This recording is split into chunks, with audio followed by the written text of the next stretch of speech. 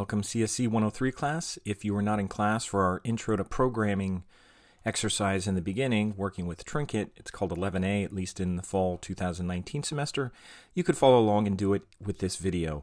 Now, one thing you'll have to do is go to trinket.io, and you could sign up for a free account. They won't bother you with a lot of emails and things like that. Keep your username and password very simple. Use your same password that you've used for other online accounts, so it'll be easier to remember. I already have one, so I'm going to log in. Now, this is called Trinket, but you'll also have the files that are saved in there. They call them trinkets. So you may see recent trinkets. They're just sample trinkets that you can look at. These are ones that I did. You can see they're not very exciting. And what you're going to do once you get into Trinket, now this is your account here, so you can change some things here, but you could see your trinkets once you collect some, and you'll do a few of these.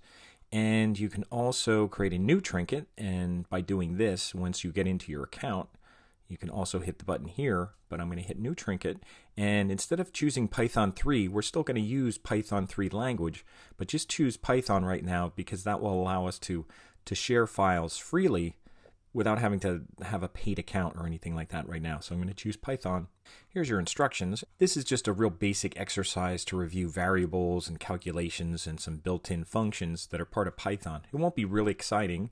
We're going to use turtles that'll be a little more visual, but we'll start off with this just to get familiar with the Python programming language and just what we can do with it. We'll kind of build up some things so they're more efficient as we go. Meaning we'll start some things off and it'll seem like, wow, that seems takes a long time to do. It's really in an effort just to show you how to be more efficient when we start coding. So hopefully that'll come through with this exercise.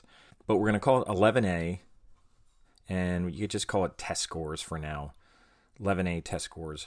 So you could click right on here where it has the red untitled. I'll just call it 11A TestScores, and I'm just going to put a V here for now because I'm recording a video.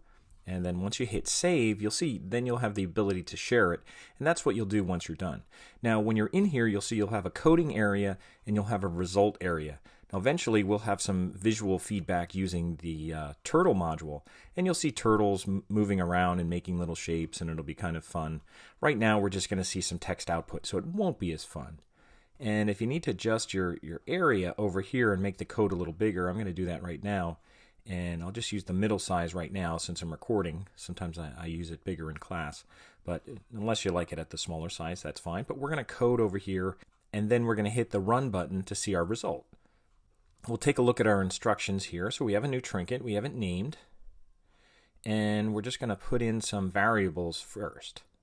And we're just going to say A equals 97, B equals 93, C equals 75, and so on. We're going to use these right here. And they're just going to be like test scores, like percentages, and we're just going to get an average. Again, there's better ways to do that, but we're just going to use this as an example to average 5 test scores. So we'll go back here and we'll say A equals whatever the first one is. A equals 93. And basically that's a variable. A is a variable, and we're setting that value to be 93, which is a number. Now we can't use 1, 2, 3 because variables have to begin with letters. They can't have spaces in them. They can't use keywords that are already used by the Python language. So we're just going to use letters right now. Now again, that eventually that might be a little confusing because we might relate letters to letter grades, and that's not our intent here. So here's my letters here, A, B, C, D, and E, and here's my values. I start with 97, 93, and I go from there. So those are just our variables, and nothing's really going to happen right now. Now, if we want to make this have an average, we're going to make another variable. We'll call it average, and we'll set it to the value of adding these things together. Remember, to get an average, you add them together, and then you divide by whatever number you have. So there's 5 letters here, so we're going to have to divide them by 5, and I'm going to do A plus B plus C plus D plus E, and then divide by 5. Now, if we do it like this, we're not going to get the right average because by order of operations, it's going to divide E, which is 53, by 5. So we want to make sure that we put these in parentheses to ensure that we're adding them together first before we divide by 5. And now if we run it, nothing happens. And nothing happens is because we just have statements here that aren't really doing anything. They're expressions that are just assigning values to variables, but we're not really outputting anything yet that we could see in our result. So we have to use a built-in print function. And that's just print, and in parentheses you put whatever you want to print out. and we're going to print out the variable average, which should be that value of using all these values. It should add together the 97, 93, 75, 81, and 53 and divide that all by 5. And it's just replacing variables in here and then dividing by 5. So I'll just put average in here and I'll run it. And now we get an output, 79.8. Again, not too exciting, but it's working for us and it's doing math for us that we don't have to do. Now let's go back to our instructions. So that's what we do here. We did number 6, we did the run button, and we printed it out. And then if we also want to average it, we could use a built-in function called round. And I'm going to go in and do that. The way I'm going to do it here is instead of putting round, I could do this. I could do round, and I could put parentheses around this whole statement that's in here, or this whole expression that's evaluating to get the average. But instead of doing that, which gets kind of confusing because we have extra parentheses, what I'm going to do, I'll cut this out of here for now and remove that last one. And I'm just going to reassign the average variable by just saying average equals, and then I'll say round, and I'm just going to round average. And that's all I should need right now based on these numbers. Now you could put it to a number of how many numbers you want to round it down to, but when it actually the numbers we're using, it's only going to stop at 79.8. And this way it would round it down, it would actually round it up to 80 if we did it. But let's just see. Let's save it and let's run it. And there it rounds to 80. So even if you put 2 here, it's going to 79.8. Even if you did 1 here, it's rounding it to 79.8. So I'm just going to leave it at average right now. So putting the comma 2 doesn't really help us, at least with these numbers. We just reassigned the average variable, and we're just printing out that variable. So at first the variable was 79.8, and then after it's being reassigned with the round function, a built-in function, you can see it's kind of purple, that takes it down or rounds it up to 80. So that's the last thing that it's printing out. This is the new version of the variable. So whenever you reassign a variable, you're just kind of reassigning it again with a new value. And in this case, it was just rounding itself. So that's why this is 80. So that's all we're showing right there. Now to make this a little more efficient, let's go back to our instructions here. Now this is where I start having to do some things that might seem like they take a little bit more time.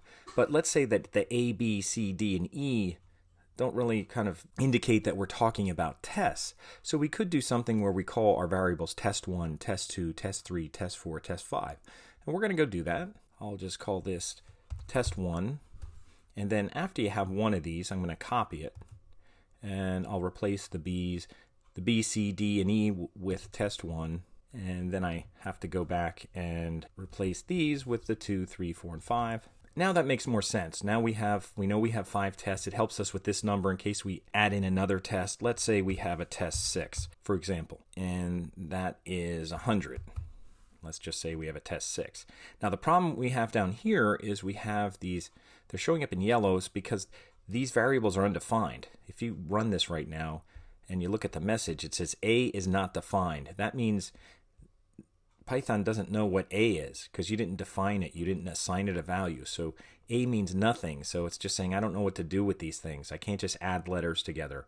What we want to do is replace this, and I'll just copy one of these again, and it's easier probably just to paste in test1 this many times.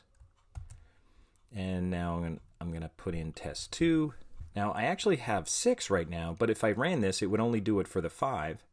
Now I'll just add one more in here. I'll put plus test 6, and then I also have to make sure that I change this. So this isn't very efficient. I have to go and, even doing it this way, even though we change the names so that they kind of make sense, we still, every time we add a new test in here, we have to add it to the end.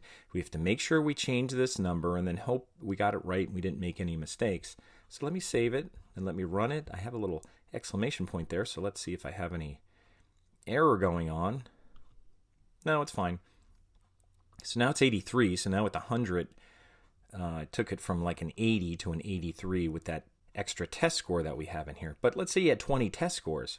I mean, that would be a really long expression of adding variables together and many opportunities to make mistakes and also to forget to change this number at the end. You'd have to add it up and make sure you have that the number of variables that you have for tests matches up with the number that you're dividing by. Lots of opportunities to make mistakes. So what we're going to do now is do something a little more efficient. So we're kind of showing the hard way. Now we're going to do the easier way. So on page 2 of our notes here, we're going to go back and actually make something called a list in Python. And it'll look something like this, and I can even copy it right from here, save me some time. I'll go back here and I'll put it right after here, and a list is actually created with square brackets, and I'll put my 100 back in here. I have the same amount working with. Now instead of doing all this, that we had to add all these things together, I don't have to do this anymore. We have some functions, some built-in functions that can actually find the length of this list, which means how many elements are in the list. For example, I could say, I'll call it num tests. I'll just make it one word, num test. Now, sometimes I use an underscore. You could put an underscore in here if you want, or not. I'm just going to leave it out for now. And I'm going to say num tests equal, and we're going to use a function called len. And len is going to be the length of tests. That means the length. Len stands for the length of test of that list. Now this is a list, and I could even use a little comment here. I could use the pound sign and say this is a list below, just as a note to myself. And then I don't need these things anymore. I could delete these. So I'll get rid of them. Less code. And now I have a list, but of course this is looking for those original variables, but I'm not going to need these anymore because I'm going to have the length of the list, which is going to be this number right here. So I won't even need this. This is going to be num tests, and then this is going to be sum tests. Now we don't have sum tests yet, but we do have a function, and I'm going to make a variable here called sum test, and I'm going to use a function just like length. It's going to be called sum. And it'll be able to sum up the numbers that are in that list, if they're numbers. Obviously, if they're words, it's not going to really be able to add up words. But since there's numbers in there, since there's integers of the integer data type, we could sum them up. And I could just sum up tests. So now we get and then you could even put a comment here. Number of items in list, even though it's pretty self-explanatory. And then I can make another comment here, and I can say, add up items in list. And that's what it's doing right now. So now I have num tests, which is a variable, sum tests, which is a variable, and tests, which is a variable, which is actually a list of numbers. And that's what we're going to use. So I'm actually going to use sum tests and divide by num tests. So we have kind of a simpler calculation going on here, just taking the sum of the test, dividing by the number of the test. And the nice thing about this was actually, let's just run it first to make sure it works. And it's 83. It didn't change. Let's add another one. Let's put another 100 here and see how much it changes. And now it's 86, so the grade goes up. So it's working, and what's nice about this is we don't have to adjust the number because the number's being counted by num tests. So there's 1, 2, 3, 4, 5, 6, 7 now is the length of tests, and the sum is, well, whatever it is.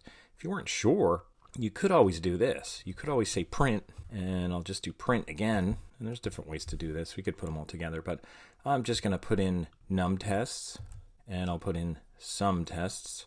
And if you wanted to see all of them, you could run it. And there it's saying the average is 86, the number of tests is 7, and the total that came up was 599. So we don't need this right now, but if you needed to, you could always print out your data just to double check, and I'll get rid of that right now. Now this is a lot more efficient. We got rid of all those lines of code of variables, and we just put them all in a list, and it's more efficient because we could keep adding to the list. I could keep putting one more in here. Now we're on a good streak here. After that 53, we got 300s in a row, so we're doing well here. So now our grade's going up to 87. Now that stuff went away because I took away those print statements.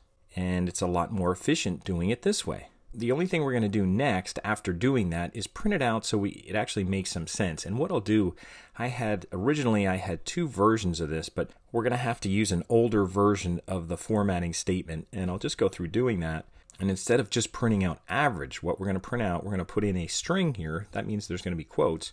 We're going to say the average of, and then I'm just going to use curly brackets, 2 curly brackets to represent a variable that's going to go in there, the average of, and that's going to be the num tests. So I'll just put tests. So this is just like a little placeholder where num tests is going to go. So the average of num tests is, and then I'll put curly brackets, and that little curly bracket holder will be the average that's going to go in there. And I'm even going to put a percent sign after it so it's a little more readable. I could even put a period. Now, after this quote, we could do something called dot format. And there's simpler ways to do it in newer versions, but Trinket still outputs in the 2.7 version of Python, so we still have to use the dot format. We're using Python 3 formatting for printing, but some of these older, it still doesn't use f-string formatting, which would be a little quicker that I show in the sheet. So we're going to have to do format, and then in parentheses, keep in mind there's a separate set of parentheses that are in the whole parentheses for the entire print statement. There's parentheses in here, and we're just going to put our two variables.